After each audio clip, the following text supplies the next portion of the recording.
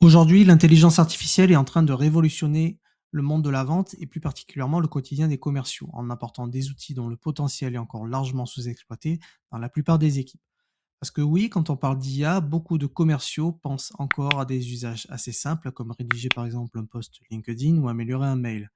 Alors qu'en réalité, les possibilités vont beaucoup plus loin et peuvent transformer en profondeur la manière de prospecter, de préparer ses rendez-vous et même de conclure ses ventes. Et l'enjeu ici, c'est qu'il va y avoir un énorme écart en fait entre ceux qui vont réellement prendre l'avantage grâce à l'IA et les autres.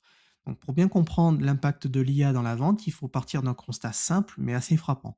Aujourd'hui, les commerciaux ne passent en moyenne que 30% de leur temps à faire réellement de la vente ou de la prospection.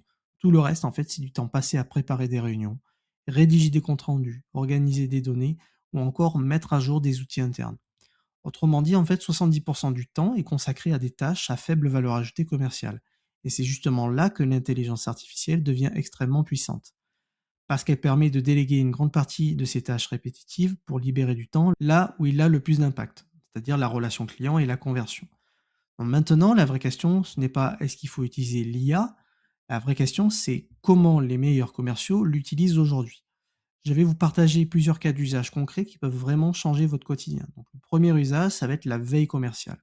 Aujourd'hui, certaines intelligences artificielles sont capables de vous fournir en quelques minutes en fait une analyse complète d'un marché avec des chiffres, des tendances, des benchmarks et une vision claire de la concurrence. Concrètement, ce qui pouvait prendre avant plusieurs heures, voire plusieurs jours de recherche, peut être obtenu en laissant simplement travailler l'IA pendant quelques minutes.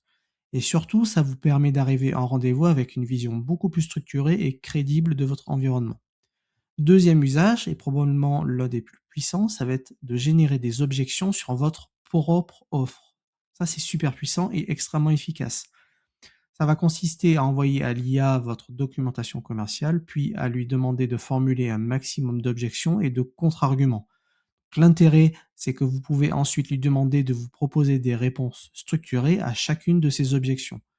Et le résultat, c'est que vous arrivez en rendez-vous beaucoup mieux préparé avec une capacité en fait à répondre de manière claire, précise et convaincante à quasiment toutes les questions possibles.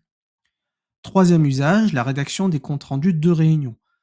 Aujourd'hui, avec certains outils, il est possible d'enregistrer un rendez-vous avec l'accord du client bien évidemment, puis de laisser l'IA générer une synthèse complète et structurée des échanges. Donc ça change complètement votre posture pendant le rendez-vous parce que vous n'avez plus besoin de prendre des notes en permanence. Vous pouvez être pleinement concentré sur la relation, sur l'écoute et les signaux faibles. Et ça, c'est un avantage énorme. Quatrième usage, la rédaction d'emails. Parce qu'être un bon commercial ne signifie pas forcément être un excellent rédacteur, l'IA aujourd'hui peut vous aider à formuler des messages beaucoup plus clairs, plus impactants et mieux structurés. Donc que ce soit pour des relances, des remerciements ou des prises de contact, en fait, vous gagnez du temps tout en améliorant en fait la qualité de votre communication. Cinquième usage, l'amélioration de vos supports de présentation. Aujourd'hui, l'IA est capable de générer des slides, des visuels, voire même des contenus vidéo en quelques minutes, donc, ce qui permet de professionnaliser très rapidement vos présentations commerciales. Et là encore, le gain de temps est considérable, même s'il y a encore de la marge d'évolution et de progression. Maintenant, parlons rapidement des outils. Parce que contrairement à ce que beaucoup pensent, il n'y a pas une seule IA, mais plusieurs, avec des forces différentes. Donc, par exemple, on connaît tous ChatGPT. ChatGPT est très polyvalent et largement utilisé, mais d'autres outils comme Claude sont parfois encore plus performants sur la rédaction et l'analyse de texte. Côté français, on a aussi Mistral AI qui se distingue notamment par son approche liée à la souveraineté des données, ce qui peut être aussi un critère important pour certaines entreprises. Il y a aussi Perplexity AI qui est une particularité très intéressante aussi. Cette IA fournit des réponses avec des sources, ce qui est particulièrement utile pour construire une stratégie basée sur des données fiables. Et enfin, dans les environnements, disons Microsoft, beaucoup d'équipes utilisent Microsoft Copilot, vous devez sûrement connaître, notamment pour des raisons de sécurité et d'intégration. Un autre point très puissant, c'est l'automatisation. Avec des outils comme Zapier ou Make, il est possible de créer des scénarios où certaines actions sont déclenchées automatiquement. Donc, par exemple, envoyer une relance personnalisée à un prospect 2 jours après un premier contact, ou aussi, vous pouvez répondre automatiquement à certains emails. Donc le résultat, c'est que vous avez moins de tâches répétitives et plus de temps pour vous concentrer sur la vente.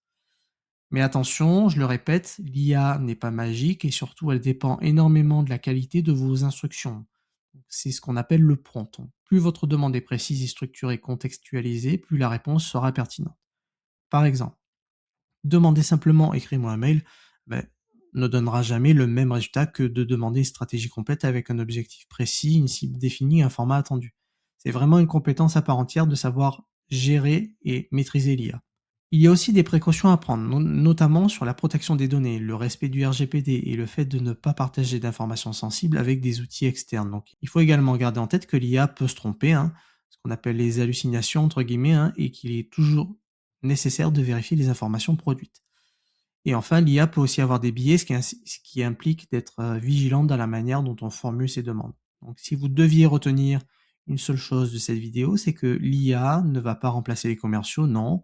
En revanche, elle va créer un écart énorme entre ceux qui savent l'utiliser intelligemment et les autres. Parce qu'au final, l'objectif reste le même. Passer moins de temps sur des tâches répétitives et beaucoup plus de temps sur ce qui compte vraiment, c'est-à-dire la prospection, les rendez-vous et la vraie relation client. Donc si vous voulez aller plus loin sur ce sujet, dites-moi en commentaire comment vous utilisez déjà l'IA dans votre quotidien et surtout ce que vous aimeriez améliorer.